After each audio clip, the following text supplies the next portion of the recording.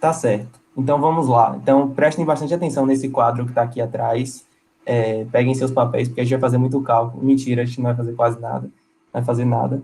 Mas, então vamos lá. Então, só para a gente ter uns objetivos aqui de aprendizagem, a gente vai hoje tentar entender um pouquinho a utilização desses modelos multivariados, conhecer um passo a passo para a realização da regressão e entender os outputs um pouquinho. Dar um exemplo disso. Então, inicialmente, eu gostaria de trazer um slide que foi até colocado pelo Gemarin na aula dele, que ele fala os tipos de variáveis dependendo do desfecho. Então, se a nossa variável ela for nosso desfecho ele for contínuo, a gente vai pensar mais em um modelo linear, regressão linear. Se for não normal contínuo, regressão mediana. Se for binário, uma regressão logística binária. E assim por diante. Então, a gente olhando o nosso desfecho, a gente consegue ter uma intuição de qual modelo de regressão vai ser o mais adequado para a gente usar em cada situação. Mas não se restringe a esses. Existem uma série de outros tipos de técnicas de análise multivariada, certo? Então, hoje a gente vai simplesmente falar desses dois, regressão linear múltipla e regressão logística. Outro que é muito importante na área de medicina é a regressão de Cox, só que a gente vai deixar para uma próxima sessão de análise de sobrevida. Então, só recordando um pouquinho sobre a aula de Caio, a gente lembrou que na regressão linear simples a gente tem uma variável independente e uma variável dependente, certo? A gente pode representar num gráfico, sendo y a nossa variável dependente e o x a nossa variável independente. A gente considera essas bolinhas os nossos dados, nossas observações. Essa linha está simbolizando a linha de regressão, a equação de regressão que a gente discutiu na aula passada, na semana passada. E aqui é a equação que descreve isso, né, que seria, acho que o que Jackson fez também lá naquela hora, que seria a variável dependente, um BO0 que seria o intercepto, que é onde essa linha cruza o eixo Y, com um x0, né, no caso. O B1, que seria o coeficiente dessa variável independente, e um erro que está associado a essas medidas. Enfim, que seria o que a gente chama também de resíduo, né? Que seria a distância entre essa linha e cada observação. Beleza. Então, continuando, a gente vai conhecer agora um passo a passo para a realização de regressão. E primeiro falando da regressão múltipla.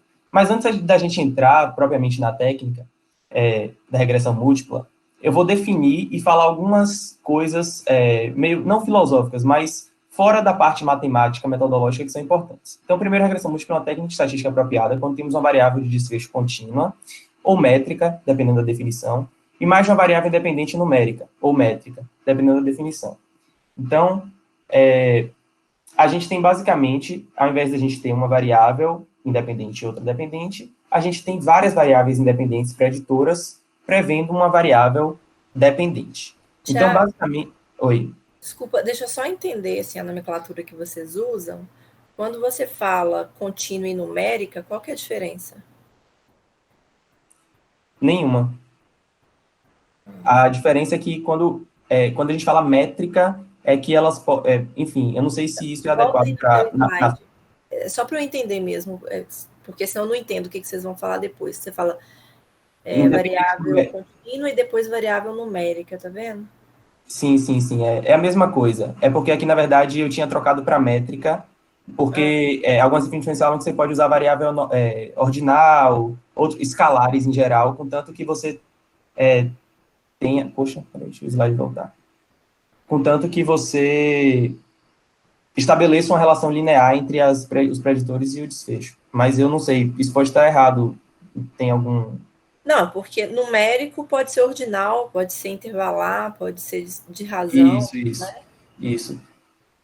No caso de medicina, a gente, eu sempre tive um pouco de dúvida sobre isso, mas a gente às vezes considera essas variáveis ordinais, etc., como variáveis contínuas, para fazer os cálculos, entendeu? Não É? sei se...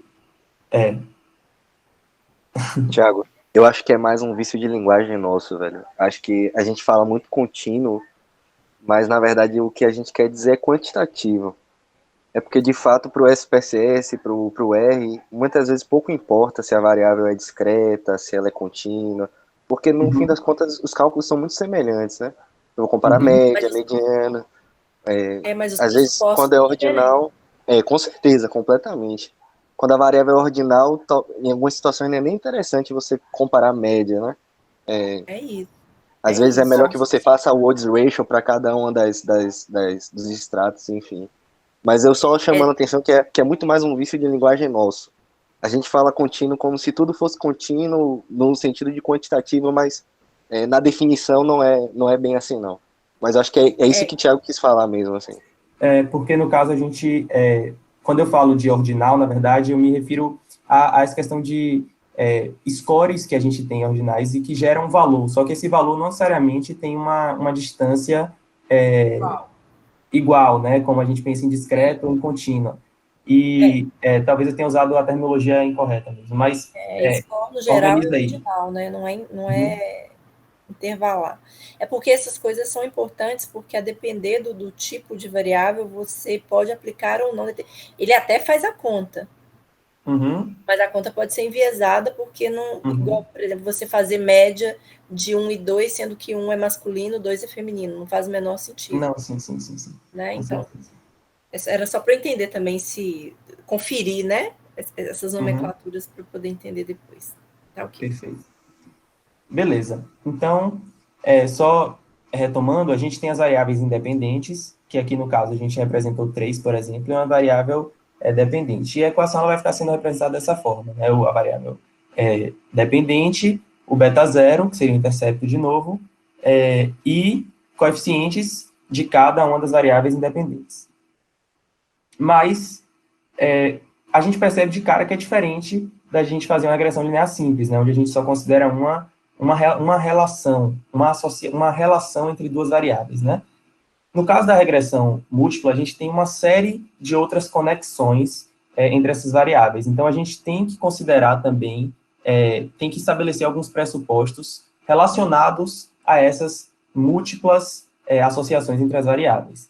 Então, é por isso que, além das premissas que a gente sabe já, que a gente discutiu na semana passada, de independência dos sujeitos, homocedasticidade, normalidade dos resíduos, linearidade e aditividade, a gente também insere a questão da multicolinearidade e da independência dos erros, que a gente vai discutir um pouquinho mais para frente. Mas antes também da gente falar propriamente das premissas, essa parte, eu acho que é uma das partes mais importantes da sessão, que seria o pré-trabalho, que eu chamei aqui de etapa zero, que seria como que a gente, como que nós nos preparamos para poder fazer uma análise de regressão. Não é simplesmente calcular, porque o software, qualquer coisa que você colocar lá, ele vai calcular, ele é uma calculadora, então a gente precisa ser protagonista. Então, uma das primeiras coisas que a gente tem que pensar é como gerar uma lista de variáveis potenciais. E para isso, a gente tem que ter algumas referências que eu olhei, chama de teoria forte, né? Então, você tem que ter um arcabouço teórico muito legal para poder você não escolher variáveis incorretas ou redundantes, não omitir variáveis também. Então, é muito importante que você saiba o que é que você quer avaliar.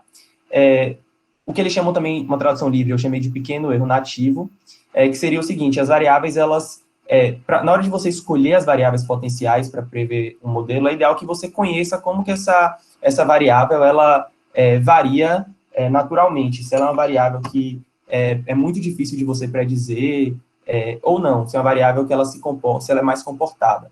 E de especificação, né, que também foi uma tradução livre, e que é basicamente como você mensura essa variável e qual a influência disso. Então, por exemplo, se a sua técnica de mensuração é uma técnica imprecisa, ou se ela tem uma baixa correlação intra-examinador. Então, todas essas coisas você deve levar em conta quando você vai pensar em escolher uma lista de variáveis potenciais. Outra coisa que você pensa é avaliar o tamanho amostral. Então, no caso da regressão múltipla, as referências falam que você pode usar um preditor para cada 5 observações que você tem na sua variável dependente. Há quem diga que o ideal é que você tenha 10 a 15 observações. A gente vai ver que isso é um pouquinho diferente no caso da regressão logística. Beleza. Algumas das formas de você chegar nas variáveis potenciais são essa questão do DAG, que é o Direct Acyclic Graph, que está sendo bastante usado atualmente, a gente já viu lá na Liga um pouquinho disso. Análise univariada e relevância clínica, que eu imagino que não seja tão aplicado na parte da física, né, porque relevância clínica, mas na medicina isso é uma questão um pouco importante, talvez tenha um análogo na física. O DAG, basicamente, ele é uma técnica que está contida nesses modelos estruturais de causalidade. Então, basicamente, o que é? É uma construção visual que a gente faz para poder conseguir visualizar qual a cadeia causal que a gente vai avaliar. Então, por exemplo, se eu tiver um desfecho como parada cardíaca aqui, eu posso construir quais as variáveis, que são esses nozinhos, colesterol, peso, tabagismo, estilo de vida, e como que elas se relacionam, como que o meu conhecimento, ele é prévio, o conhecimento da literatura, mostra que essas variáveis se correlacionam. Então, para que serve isso? Primeiro, serve para que a gente tenha uma visualização maior do nosso problema e evite que a gente omita algumas variáveis que a gente eventualmente não pense, que a gente não gere coeficientes espúrios, por exemplo, peso deve ter uma relação linear positiva com uma variável de desfecho, por exemplo. Aí, do nada, o coeficiente ele sai negativo, por exemplo. Então, a gente consegue controlar um pouco isso usando o DAG e auxiliar a identificar os fatores de confundimento. Então, a gente consegue avaliar variáveis intervenientes, que estão no meio do caminho, e que às vezes a gente acha que tem uma relação direta, mas não é uma relação direta. Às vezes ela está passando por um outro caminho. Então, para não aprofundar tanto nisso, o DAG é uma estratégia e tem um software, se a gente até já viu, que eles nos ajudam a indicar quais variáveis são mais adequadas para a gente usar no nosso modelo. Com relação à parte da análise univariada e relevância clínica, é uma coisa que a gente usa muito em medicina, que é o seguinte: uma das técnicas bastante usadas na prática é fazer uma análise univariada de cada variável independente com o desfecho. E aí, quando você faz isso seriadamente, você considera um cutoff que geralmente é de 0,1, que é um pouquinho mais tolerante do que o valor de P, para o valor de P do teste de hipótese, né? E todas essas variáveis que estão menos do que 0,1, você pode escolher adicionar no seu modelo. Claro que você tem que ser parcimonioso, porque se muitas delas ocorrerem, você vai inflar seu modelo. Então, você tem que... você pode até ajustar esse corte a depender disso, né? E uma outra forma é avaliar a relevância clínica. Dentro dos modelos, é muito comum que a gente adicione variáveis, mesmo que elas não tenham P significante, mas porque elas são tão bem estabelecidas na literatura, e a gente sabe que elas podem interferir, por exemplo, sexo, idade, paciente jovem, paciente velho, que são muito comuns em modelos preditores, e mesmo que elas não tenham dado significância na univariada, elas podem ser significantes na multivariada, e elas podem até ajudar ao modelo ficar mais ajustado, quando você inclui elas. Então, são coisas que a gente deve sempre considerar na hora de montar o nosso modelo. Então, agora, partindo para as premissas. Só relembrando, porque Caio, acho que já discutiu um pouquinho disso, que a independência dos sujeitos, basicamente, é que a variável de desfecho é independente entre os sujeitos da pesquisa. Amanda, se tiver alguma definição que fique incoerente ou incompleta, você pode interferir à vontade. E, basicamente, é aquela ideia de observações independentes e observações pareadas, digamos assim. Então, a gente quer que a variável de desfecho ela seja independente entre os sujeitos da pesquisa. No caso da homocedasticidade, que a gente já discutiu, isso aqui, caso seja dependente, a gente vai utilizar outro método de regressão, né? No caso da homocedasticidade, o que a gente quer ver é se a variância é constante, constante nos erros, nos resíduos. Então, basicamente, a gente vai ver a equação, a linha de regressão, e a gente vai ver se esses dados eles estão variando ao longo dessa linha de equação de maneira constante. Então, se ela estiver variando de maneira constante, como está aqui, a gente vê que é homocedástico. Se ela estiver variando de maneira não constante, né, independentemente de como seja, em funil, em U, a gente chama de heterocedástico. E aí, a gente faz uma transformação dessa variável, né, ou a gente simplesmente está violando esse pressuposto. Um teste que a gente pode utilizar, que é mais ou menos análogo a isso, é o teste de Levine, que é de homogeneidade de variâncias, certo? Mas eu não vou entrar nos pormenores matemáticos. A normalidade dos resíduos é uma coisa bastante também fundamental, porque a gente se confunde muito na prática. Muitas vezes, quando a gente vê nos livros, a gente fala, as variáveis independentes e a dependente, elas têm que ser normais. Só que o pressuposto exatamente não é esse.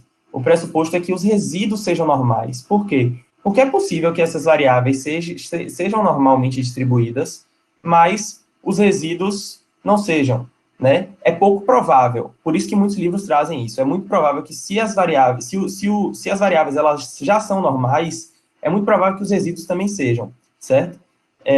Então, é importante a gente notar isso para poder a gente não definir de forma errada. E aí, a gente, para diagnosticar isso, né, se os resíduos são normais, a gente pode fazer um histograma de resíduos normal e ver se ele segue uma distribuição normal, gaussiana. A linearidade e aditividade, também a gente discutiu na aula anterior, que seria o efeito das covariáveis sobre o desfecho ser linear e aditivo, né? Então, a gente não quer obter variáveis com associações curvilíneas ou associações binomiais ou distribuições estranhas, relações estranhas, exponenciais, que violem essa premissa, né? Beleza. Passando disso, a gente vai para os pressupostos que chegam do aspecto multivariado da coisa, né? Então, a independência dos erros. A independência dos erros ela pode ser aferida pelo teste de Durbin-Watson, que é bem conhecido, e os valores preditos, a definição é que os valores preditos não estão relacionados a nenhum outro preditor. Então, basicamente, de modo assim, um pouco informal, a forma que eu entendo isso é que os diferentes erros de cada uma das variáveis, de cada uma das variáveis independentes, eles não são correlacionados, eles são independentes. Eles não têm uma relação linear ou qualquer natureza entre eles, e o teste de Durbin-Watson verifica isso. E a segunda seria a multicolinearidade, que é uma correlação linear, que a gente vai avaliar se existe uma correlação linear entre as variáveis independentes. Então, basicamente, o que a gente vai fazer é um scatterplot mesmo, só que dessa vez, em vez de colocar desfecho e variável independente preditora, a gente vai botar duas variáveis independentes, então x1, x2, por exemplo. E a gente vai ver se elas têm uma relação linear ou se elas têm um plot nulo, que é esse aqui da direita, né?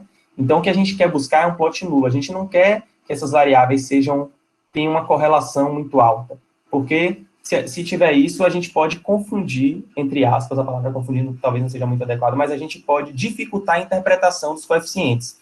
Uma variável ela pode estar influenciando no coeficiente da outra e ele se torna menos representativo. Beleza. Uma forma da gente verificar se a gente estiver comparando os modelos preditivos seria duas coisinhas chamadas de tolerância e VIF, né? O VIF é o Variation Inflection Factor. É uma forma de você avaliar também essa questão de o quão a multicolinearidade ela está influenciando na inflação do seu modelo, certo?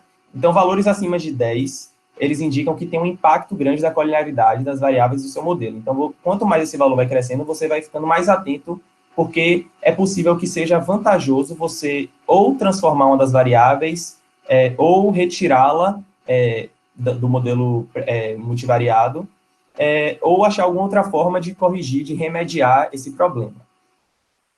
O VIF é de 10 e a tolerância, salve a memória, é de 0,2, o corte. O VIF é o inverso da tolerância, então são medidas bastante relacionadas. Ok. Na parte estimativa de ajuste, eu não vou entrar muito na parte matemática, porque a gente viu um pouquinho isso na parte de linear, que Caio falou, né, de linear simples, que a gente vai ver, vai usar o coeficiente de determinação, que são os R's quadrados e o R ajustado, que a gente vai ver o quanto aquele modelo que a gente criou, aquela equação que a gente criou, é representativa dos nossos dados. Eu acho que, assim, é uma forma mais ou menos adequada de falar. Depois a gente vai fazer o teste de hipótese, a gente usa a estatística T ou a estatística F para poder fazer o nosso teste de hipótese, e a gente pode fazer a interpretação do modelo e até após fazer a verificação de variáveis de influência, que são aquelas variáveis que são aqueles casos, na verdade, que eles podem estar influenciando bastante no modelo. Então, podem ser outliers, não necessariamente um outlier ele vai estar influenciando, mas ele pode estar influenciando na nossa determinação, no nosso coeficiente, ou pode ser um não outlier, mas que ele é um valor, um caso tão importante que ele está influenciando. Então, existem diversas técnicas para verificar isso, e também formas de você remediar isso, se isso estiver influenciando na qualidade do seu modelo. Beleza. Antes da gente olhar um pouquinho o output, a gente vai falar logo de regressão logística. A gente tem pouco tempo aqui nessa sessão, são 30 minutos, já passou até, eu acho, mas eu acho que é importante trazer isso, porque na prática médica, pelo menos, é muito utilizada a regressão logística. A gente vê muito desfecho, morreu ou não morreu, enfim, teve infarto, não teve infarto. Então, é importante que a gente tenha um pouquinho um entendimento.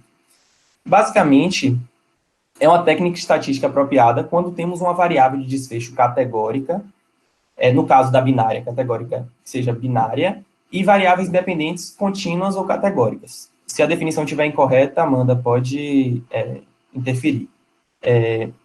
E, basicamente, enquanto a equação, o scatterplot bonitinho e a equação linear está aqui na direita, a gente viu, quando a gente vai avaliar um desfecho binário, a distribuição do nosso scatterplot ela fica totalmente diferente, porque ou é 1 ou é 0, né? Eu não sei se vocês estão vendo a bolinha, mas você não tem uma distribuição ao longo de toda a equação, você não tem casos, você não tem valores fracionados, digamos assim.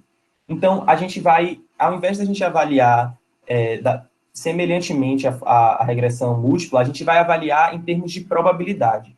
Então, qual a probabilidade desses casos aqui, que estão marcados como 1, eles serem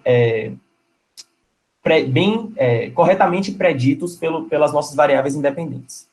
E aí, a equação que se forma é basicamente essa equação, que é a equação do inverso do logit, que aí eu vou explicar um pouquinho o que é isso. Mas, antes também da gente entrar nessa parte, eu vou falar um pouquinho também, que eu falei da regressão múltipla, eu vou falar da influência da amostra, do tamanho amostral, na regressão logística. E acho que isso também é um ponto central na apresentação, porque a gente sempre tem que pensar qual é a ocorrência esperada de desfechos. Então, se a gente... Primeiro que a gente considera isso para qualquer estudo praticamente. Se a gente está avaliando uma doença que tem uma mortalidade muito baixa, a gente vai ter que ter uma amostra maior para a gente ter um número de desfecho suficiente para a gente fazer qualquer análise. Ok. Mas no caso da regressão logística, a gente lembra que a nossa variável ela é binária. Perfeito? Então, o que a gente tem que olhar é o tamanho amostral da categoria de menor ocorrência. Então, se teve infarto ou não teve infarto, a gente vê qual é a que tem menor ocorrência, e essa que a gente considera para poder determinar, ou para poder ter uma noção de quantos preditores a gente pode colocar no nosso modelo sem sobrecarregá-lo, sem inflá-lo. Então, as referências trazem, né, Peduzzi traz, Joseph Head traz, que a gente precisa de 10 desfechos na categoria de menor frequência da variável dependente para adicionar um parâmetro na variável independente, ou nos preditores. Mas, vamos entender, não é uma categoria, é um parâmetro. Então, por exemplo, se a gente só tiver variáveis contínuas, cada variável contínua, independente, ela vai ser uma variável preditora. Mas se a gente tiver, por exemplo, variáveis categóricas para predizerem, a gente tem que considerar que elas não são apenas uma variável, elas são X categorias variável. Então, se eu tenho doença grave, doença média, doença leve, então eu conto, são 3 categorias, são 3 variáveis, certo? Mas ainda assim, tem um outro detalhe. Eu tenho que considerar não as categorias, eu tenho que considerar os parâmetros gerados por essas categorias. Então, no caso de uma variável independente, uma variável preditora contínua, uma variável vai gerar um parâmetro. Seria, por exemplo, um coeficiente, um beta. E, no caso de uma variável categórica, uma variável ela vai gerar o número de categorias menos um parâmetro. O parâmetro vai ser o número de categorias menos um. Então, a gente tem que ficar bastante atento com isso, porque isso é um erro muito comum que acontece quando a gente vai fazer um modelo, principalmente o pessoal de MED, que às vezes não consegue, não entende muito bem isso, né? Beleza. E, além disso, a gente precisa ter um mínimo de 5 casos para cada categoria das variáveis independentes categóricas. Então, se eu tenho uma variável independente categórica que é grave, moderada e leve, eu tenho que ter pelo menos 5 casos na categoria que tiver menos casos, certo? Beleza. Agora, falando das premissas. A gente viu que na regressão múltipla, a gente tem uma série de premissas que envolvem linearidade, mas a gente está falando aqui de uma distribuição binomial, né? A gente está falando de uma distribuição que dá para a gente estabelecer relações lineares assim, tão fáceis. Então, a avaliação da homocedasticidade, se vocês forem lembrar daquele gráfico do scatterplot e dos resíduos normais, fica complicada realmente, né? Não dá para você fazer. Então, eles não colocam isso como premissas. Mas mantém independência dos sujeitos. No caso da linearidade, dessa vez é a linearidade do logit, e a multicolinearidade é uma coisa que é bastante dúbia na literatura. O Enfield, ele traz que você pode aferir a multicolinearidade em variáveis em regressão logística, mas outras referências eles nem sequer citam essa condição. Então, eu não sei, talvez a Amanda possa ajudar isso aí para a gente, se ela souber. Mas, o que é logit, né? Porque a gente ouve esse termo, a gente até usa essa função lá no R, mas a gente não sabe o que é que significa. Basicamente, a forma que eu consegui entender mais fácil foi que o logit ela é uma função que liga as variáveis independentes numa distribuição essencialmente binomial. Então, ela pega aquelas variáveis dependentes, que podem ser contínuas, categóricas, enfim, e elas tentam ajustar ela para ter uma distribuição essencialmente binomial e poder predizer corretamente aquele desfecho que a gente está olhando. E a gente sabe que o inverso do logit, né, é que forma a equação de regressão logística. Porque o logit, ele vai gerar uma distribuição lá binomial, só que ela vai variar de 0 a 1, que é a variação de probabilidade no eixo x. Só que você se lembre que a gente quer ver essa probabilidade no eixo y, que é a da variável dependente. Então, a gente usa o inverso para poder esse gráfico mudar, não sei qual é a palavra certa do ponto de vista matemático, transpor, não sei, mas para ele aparecer rebatido assim. E o logit, ele está muito direcionado também com odds ratio, né? O logit, ele é o log do odds ratio. Então, por isso que na regressão logística a gente usa muito odds ratio. Na múltipla a gente também usa, mas o logit, ele tem uma associação muito intrínseca com odds ratio. Beleza. As premissas, a linearidade do logit, que eu coloquei, então, né, seria o quê? Seriam que as variáveis independentes, elas são linearmente associadas ao log da variável dependente. Então, trocando em miúdos, a gente, ao invés de avaliar a linearidade da própria variável, certo? Com a variável dependente, a gente avalia se elas são linearmente associadas ao log da dependente. E tem o teste do Box-Tidwell, que faz isso para a gente, e eu também não vou entrar nos pormenores matemáticos. E esse é, inclusive, um teste que, na maioria das referências, eles trazem que é bastante flexível também amostral. Então, se você tiver uma amostra muito, muito grande, talvez isso não seja um complicador no seu modelo. Estimativa e ajuste, né? A gente, analogamente ao que a gente tem dos mínimos quadrados, a gente tem aqui a máxima verossimilhança, né? É um método de tentativa e erro, ele chama de iterativo, que maximiza a probabilidade de um desfecho ocorrer, né?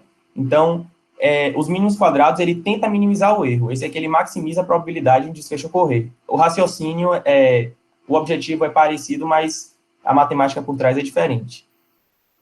E aí, ele que vai gerar os coeficientes dessa equação que a gente viu lá, que é a equação que representa a equação da regressão da logística. O teste de hipótese, a gente vai fazer, a gente viu que na regressão múltipla era teste T e a nova, né, estatística F, e nesse caso a gente vai usar o teste de quadrado de Wald e a razão de verossimilhança, que existem várias técnicas dentro desse escopo da razão de verossimilhança, e é muito, os matemáticos, talvez a Amanda também saiba isso, dizem que a razão de verossimilhança é um método mais poderoso do que o Q-quadrado de Wald, mas normalmente o SPSS, que é o software que a gente mais usa, ele só tem o Q-quadrado de Wald. Então, a gente acaba tendo que usar ele. E a qualidade do ajuste, que a gente vai ver pelo teste de Rosmer-Lemchow, que tem a hipótese nula que o desfecho predito é igual ao desfecho obtido. Então, a gente está buscando um P maior do que 0,05, ou então a área abaixo da curva ROC, que eu acho que pode ser um tema de uma sessão, isso aqui, porque é bastante interessante, bastante importante para a gente discutir sensibilidade, especificidade e acurácia no contexto de métodos diagnósticos em medicina. Beleza. Então, para finalizar, a gente vai entender os outputs. Eu trouxe um casinho aqui que seria o seguinte. Numa regressão, a gente tentou prever a correlação entre maiores pontuações na escala BBS, que investiga ideação suicida, em estudantes de medicina. Adicionamos como covariáveis sintomas depressivos, por essa escala, PHQ-9, mecanismos de resiliência, por outra escala, em Jung RS-25, idade, coeficiente de rendimento, que seria o CR, né? E o semestre letivo. Beleza. E aqui eu só vou trazer os outputs para a gente visualizar um pouquinho aquilo que a gente discutiu, né? A gente, rodando, a gente vai gerar uma série de outputs. A saída vai gerar uma série de tabelas. Mas o que a gente quer ver aqui, basicamente, é o seguinte. Aqui a gente consegue ver o que eu discuti de tolerância e VIF. Então, a gente consegue ver se alguma dessas variáveis, por exemplo, sintomas depressivos, mecanismo de resiliência, idade, elas estão colinearmente relacionadas. E aqui a gente consegue ver, pelo VIF bem próximo de 1, e uma tolerância menor do que 1, de que a gente provavelmente não tem um modelo inflacionado por colinearidade. Então, a gente não precisaria remediar uma dessas variáveis por conta da colinearidade, certo? Aqui a gente consegue ver os betas, os coeficientes padronizados, a estatística T, até a significância da estatística T, consegue ver o intervalo de confiança para esses coeficientes que a gente está gerando. Então, aqui a gente já consegue ter um pouquinho de interpretação. Por exemplo, no PHQ-1-9, que seria sintomas depressivos, a pontuação nos sintomas depressivos, a gente vê que ela tem um beta positivo, né, maior do que 0. Então, a gente sabe que se eu aumento a escala beta, se eu aumento uma pontuação nessa escala PHQ-9, o meu beta... Peraí. Se eu tenho um aumento de uma unidade no pH9, eu tenho um aumento de 0,274 na minha estimativa da minha variável dependente. E a gente pode ver aqui, se for um coeficiente negativo, vai ter a relação inversa, né? Se eu tenho um aumento dessa escala, eu teria uma diminuição no meu modelo, né? No meu desfecho. Aqui a gente consegue ver o ANOVA. O ANOVA, ele vai me dizer, ele vai ser o teste de hipótese, ele vai me dizer se esse modelo é significante ou não. Mas ele não vai me dizer onde que está essa diferença, certo? Então, opa, eu perdi um slide aqui. Mas o ANOVA, ele não vai mostrar. Então, eu posso fazer essa análise para todos os coeficientes e ver onde é que tá acontecendo essa diferença.